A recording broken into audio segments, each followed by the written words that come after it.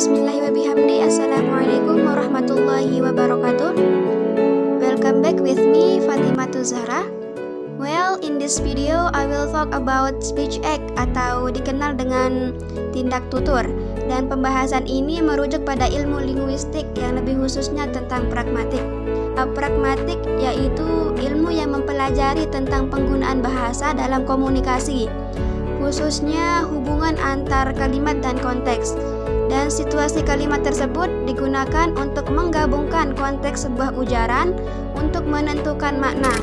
Nah, di sini kita lebih membicarakan tentang bagaimana sih penggunaan bahasa dalam kehidupan sehari-hari yang dihubungkan dengan konteks-konteks tertentu.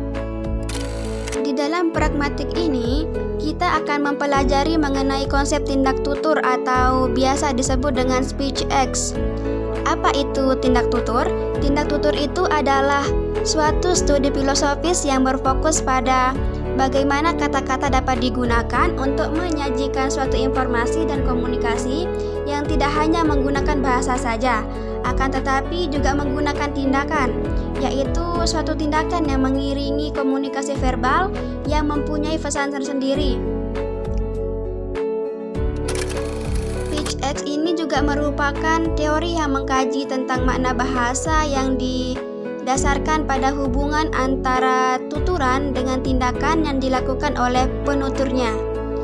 Tindak tutur juga merupakan unsur pragmatik yang melibatkan pembicara dan pendengar atau penulis dan pembaca, serta apa yang dibicarakannya tersebut.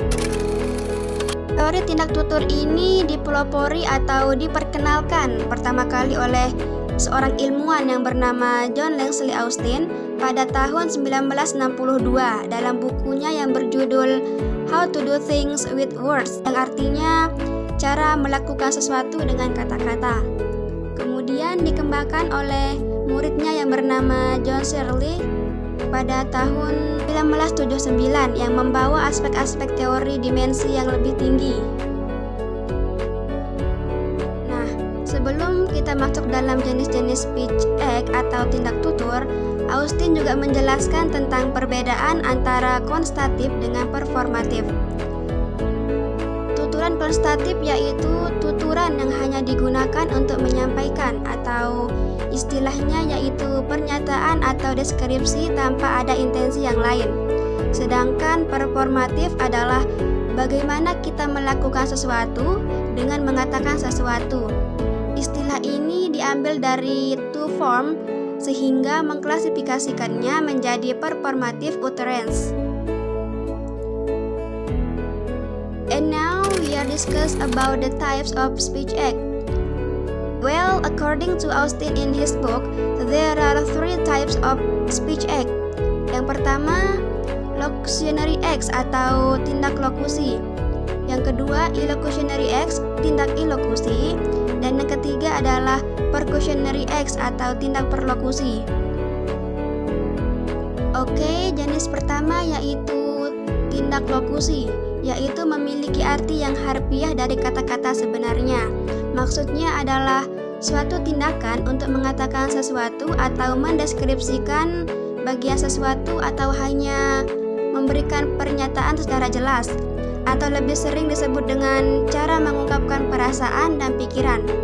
Tindakan ini sama seperti jenis tuturan konstatif. Contoh, aku punya 5 jari atau aku makan. Itu hanya pernyataan saja, tanpa menggali lebih lanjut maksud atau makna apa sih inferensi pragmatis yang ada di dalam tuturan itu tanpa tindakan yang lain. Jadi ya itu hanya pernyataan umum saja. Yang kedua yaitu ilokusi atau illocutionary force, atau kita bisa menyebutnya dengan daya ilokusi. Tindakan ini lebih menekankan ilmu pragmatiknya, yaitu bagaimana kita melakukan sesuatu dengan mengatakan sesuatu agar pendengar dapat memahami tujuan apa yang dimaksud pembicara. Nah, di sini kita sudah masuk pada jenis tuturan performatif. Dan tuturan ini sering digunakan sebagai nada peringatan dalam kehidupan sehari-hari. Contoh, aku berjanji akan datang tepat waktu. Nah, kata janji itu berarti dia memiliki niat untuk melakukan sesuatu. Maksud tujuan karakteristik dari sebuah pernyataan itu adalah untuk menggambarkan bagaimana keadaannya dan mungkin juga untuk menimbulkan kepercayaan pada si penerima. Tujuan karakteristik dari sebuah janji adalah untuk berkomitmen pada tindakan yang akan terjadi di masa depan. Akan tetapi, tindak tutur ilokusi ini tidak sembarang diucapkan. Ada yang namanya felicity condition atau kondisi kelayakan, di mana yang menuturkan ini harus sesuai dengan konteks-konteks tertentu sehingga tuturannya menjadi valid dan mencapai tujuannya. Kondisi ini tidak menyatakan benar atau salah, tapi sah atau tidak sahnya tuturan tersebut. Contoh, jika saya berkata, saya nyatakan sekolah ini dibubarkan, atau apalah gitu ya di dalam persekolahan. Nah, ketika saya sebagai orang biasa dan bukan kepala sekolah atau guru di persekolahan tersebut mengucapkan kalimat seperti itu, ya tindakan tuturan itu tidak valid dan tidak menghasilkan tindakan sama sekali. Tapi beda halnya kalau kepala sekolah atau guru yang menyampaikannya, maka tuturan itu akan menghasilkan tindakan atau konteksnya juga sudah jelas jika dalam situasi persekolahan. Jenis yang terakhir yaitu perlokusi, yang artinya tujuan karakteristik dari satu atau lebih ilokusi, tapi bukan ilokusi itu sendiri, atau bisa disebut juga dengan ujaran yang diucapkan penutur dengan mengandung maksud dan tujuan tertentu untuk menghasilkan efek terhadap mitra tuturnya atau efek-efek yang dihadirkan ketika penutur menuturkan atau melakukan sesuatu, di mana pembicara tidak hanya mengharapkan pendengar untuk memahami apa maksud dari tujuannya, akan tetapi bertindak sesuai tindakan yang telah dia pahami tersebut. Kemudian, contoh lain dari penggunaan tindak lokusi adalah kita bisa melihat mitra tuturnya, bagaimana memberikan respon kepada tuturan yang disampaikan atau yang telah disampaikan gitu ya. Contoh perbedaan dari ilokusi dan perlokusi. Tindak ilokusi itu bertindak sebagai kekuatan peringatan. Contohnya itu saya lapar dan butuh makan. Ini itu digunakan dengan tujuan untuk memberikan peringatan atau hanya memberitahu orang tersebut untuk memahami bahwa saya itu membutuhkan makanan loh. Nah, maka apa yang saya lakukan itu disebut tindak ilokusi. Sedangkan jika saya membuat pernyataan yang sama, yaitu saya lapar, dengan harapan orang tersebut mengambil makanan, atau apakah orang tersebut keberatan jika dia mengambilkan saya makanan.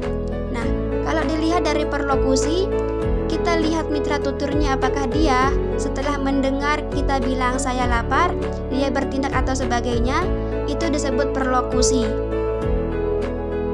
Dan tindakan perlokusi itu seperti permintaan atau minta tolong sebagai tindakan.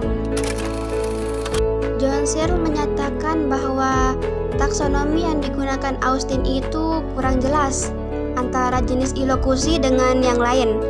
Dia juga menyatakan bahwa unit dasar komunikasi linguistik itu adalah tindak tutur yang dapat berupa kata, frase, kalimat, atau suara. Kemudian John Searle membagi tindak tutur itu menjadi 5 jenis, yaitu direktif, yang kedua komisif, yang ketiga representatif, yang keempat deklaratif, dan yang kelima yaitu ekspresif.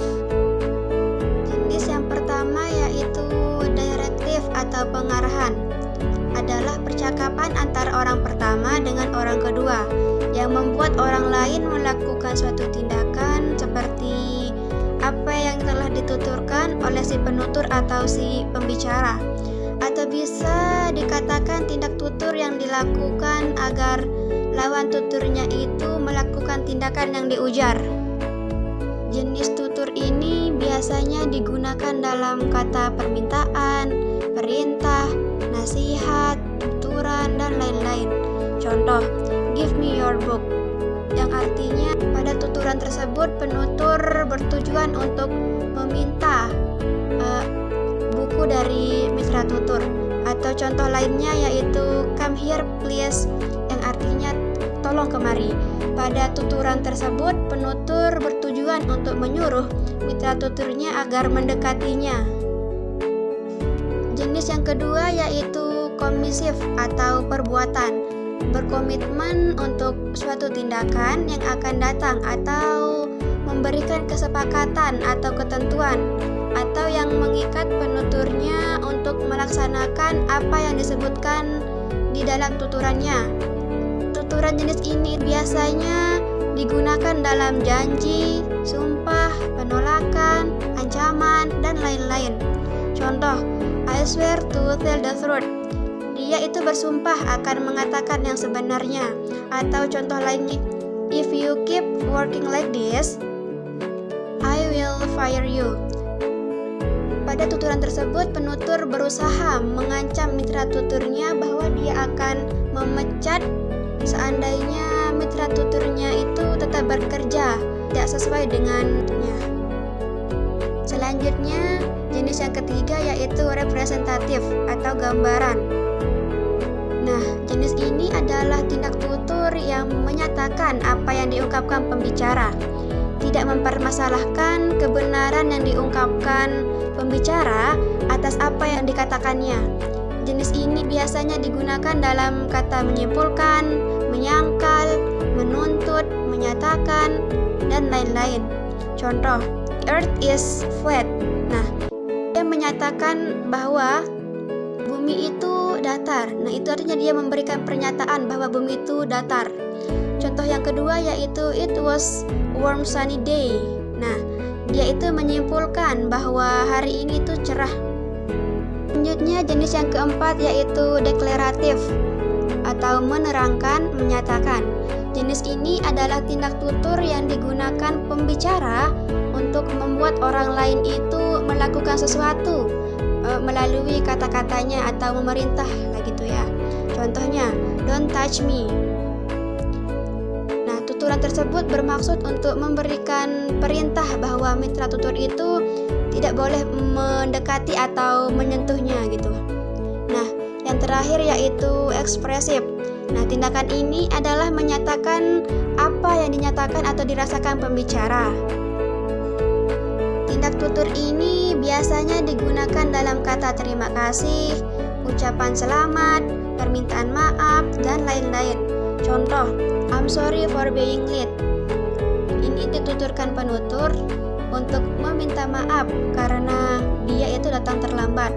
Atau contoh lainnya yaitu congratulations on your graduation, atau ucapan selamat gitu yang dituturkan penutur terhadap mitra tutur untuk mengucapkan selamat atas wisuda yang telah dilakukan.